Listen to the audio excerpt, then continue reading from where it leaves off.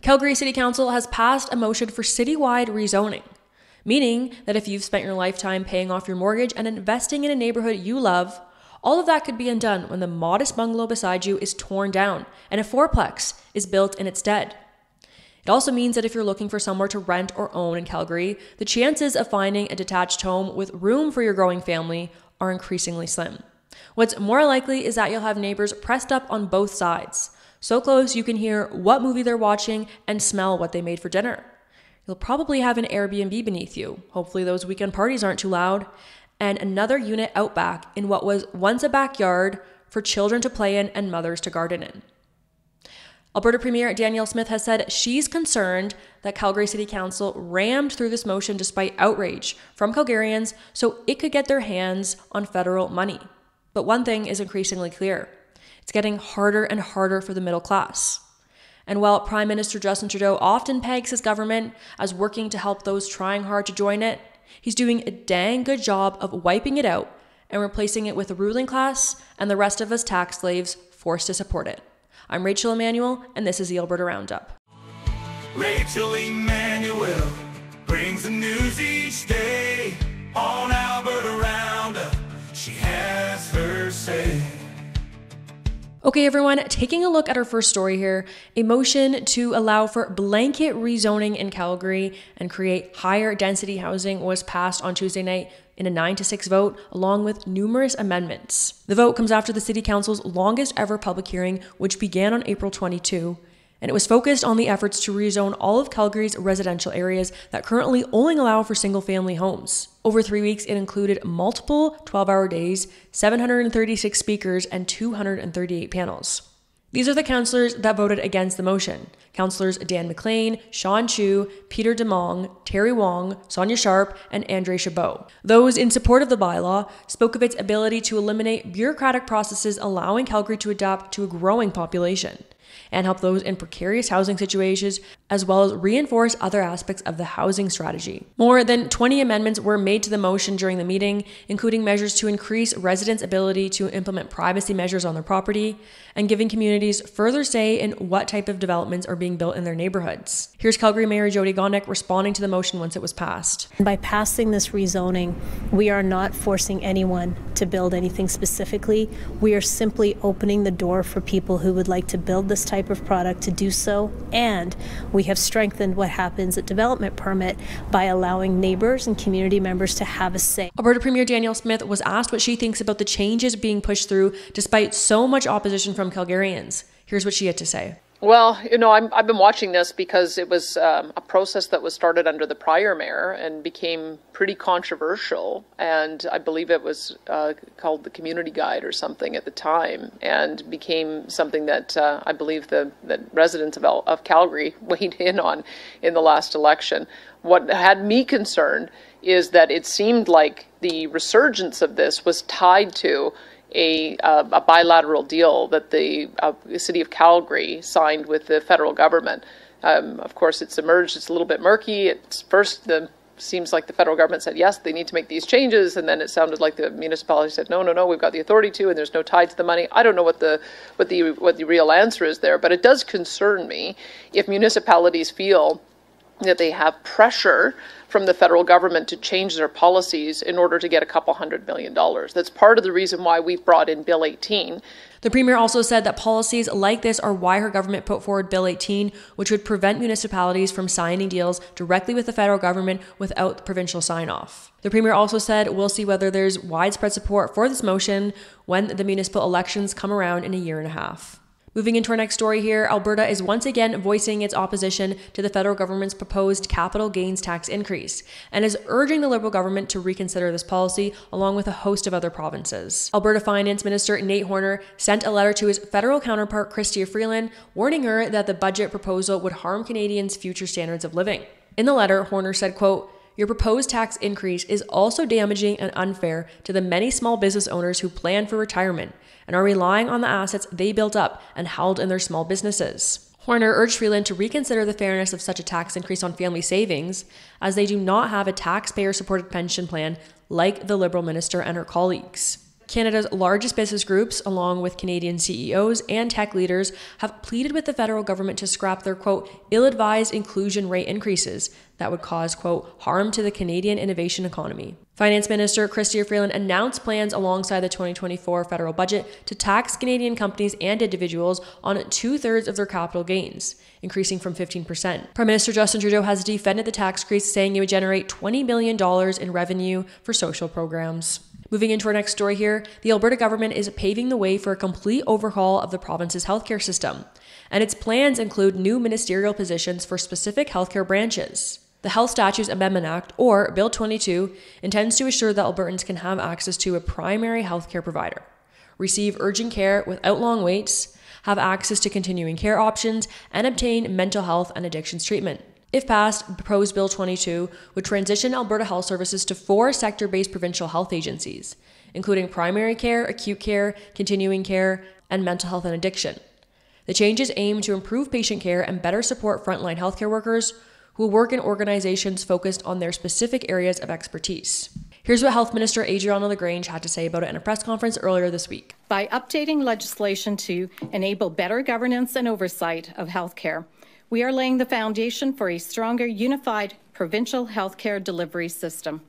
The Health Statutes Amendment Act will foster a culture of collaboration and integration within our healthcare system by providing the structure that supports its success. Moving into our controversy of the week, we are once again taking a look at the situation in Chesteremere with a report from Deloitte now coming out, and it appears at first glance to be damning for the ousted mayor and councillors. Alberta Municipal Affairs Minister Rick McIver released the details of an independent report into the investigation of the City of Chestermere's finances this week. The investigation was ordered by the province after complaints of financial irregularities and council dysfunction prompted the minister to fire Mayor Jeff Colvin and councillors Melfo, Stephen Hanley, and Blaine Funk in December of last year. Then in January, McIver appointed Deloitte Canada to investigate the city's finances. That report was released this week, and McIver said it found significant gaps in the city's financial management and found Chestermere's finances to have been managed in an irregular, improper, and improvident manner between October 18th and December 2023, with Colvin and the other councillors being dismissed in December. During a press conference, McIver highlighted some examples of the report.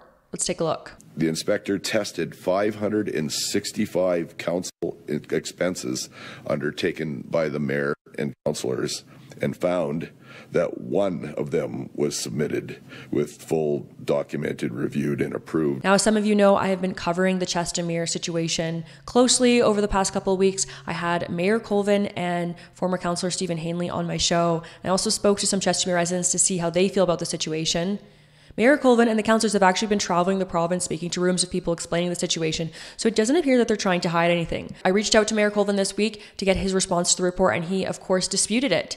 He said that the report appears to make it seem like his financial activities were improper, when in actuality, the city had numerous credit cards when he and the other councillors were elected, and they canceled all those credit cards and just used one credit card that he was in charge of that had all council spending on it. He said every 2 weeks, his executive assistant would come and collect those receipts and staple them to a financial statement, which would then be given to the finance department.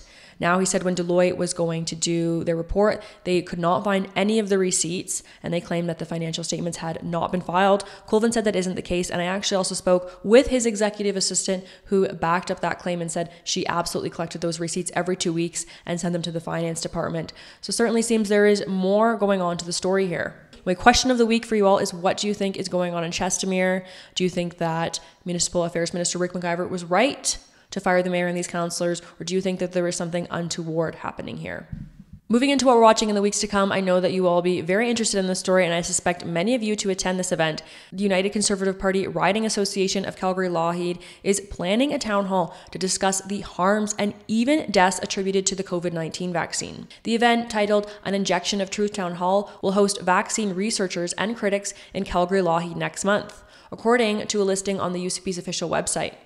Attendees who purchase tickets will also receive access to the after-party titled Politics and Popcorn, where they will have the opportunity to mingle with both speakers and MLAs, including the rookie MLA for the riding, Eric Bouchard.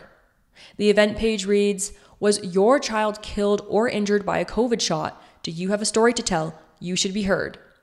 Are you one of the remarkable doctors, scientists, or researchers who knows the answer? Now is the time to say the quiet part out loud. Let's target the elephant in the room. The page cites recent statistics that shows excessive deaths for children are up 350% since 2021. Why are an excessive number of Alberta's children dying? The page reads, what's scientifically different today than 2020? United Conservative Party President Rob Smith told me that the party has a responsibility to support constituency associations' events so long as they are not irresponsible or immoral.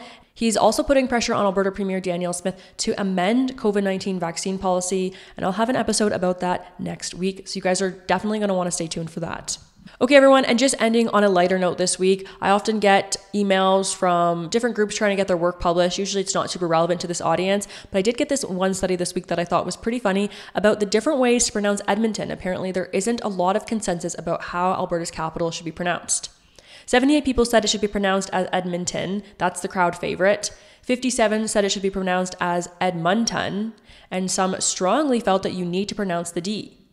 And then some people actually said it should be pronounced Edwardmonton. That's 12 people. That's bizarre. I've never heard that before. I think we can all agree that that last one was probably wrong, but how do you guys think is the proper way to say Edmonton? I think I say the D, Edmonton. Am I saying it differently now? It's kind of when you start to think about something too much, then you forget how to pronounce it. Okay, and finally, moving into our weekly comment roundup, last said, I thought that Bill 20 goes too far. Some of you agreed, but some of you didn't. Let's take a look. Izzard P said, quote, the Calgary mayor is basically forcing Smith's government to do this. Out of control municipal dictators are a serious problem. There was a fair number of comments who said that they support Bill 20 and we need to get some of these radical left loony mayors in check.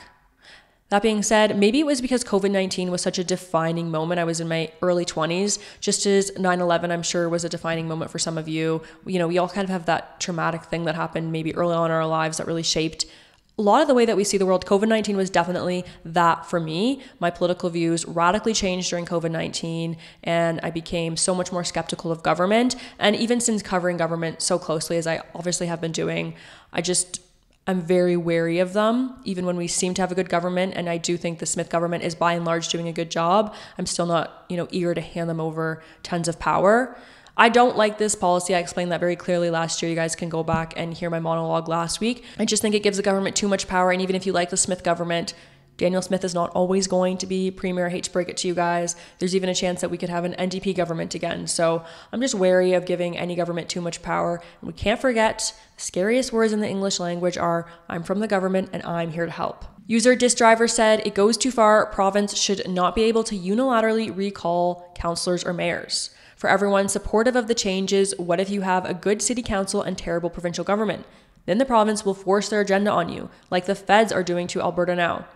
Yes, that is essentially what I said last week, and I absolutely agree with this statement. I think if we really don't like a city councillor or council, it's incumbent on us to get out and organize and remove those politicians. And finally, user Scott Commando said, end Alberta's calling. Absolutely agree with this. Our provincial immigration numbers are way too high. I think I've been one of the loudest critics of this. Maybe not on this show particularly, but definitely on Off the Record, one of our other shows and things like that. There's too many people coming here. We can't support them. It's time to pause the Alberta's calling campaign and also just pause immigration federally for probably like 3 to 5 years. Will we get these numbers under control? Will we get our infrastructure built up to support all these new people, and then we can re-examine if mass immigration is something that we want to continue to proceed with. Okay, everyone, that's all we have time for today. Thank you so much for tuning in. I will be back next week with some more episodes. I hope that you guys enjoy your long weekend. God bless.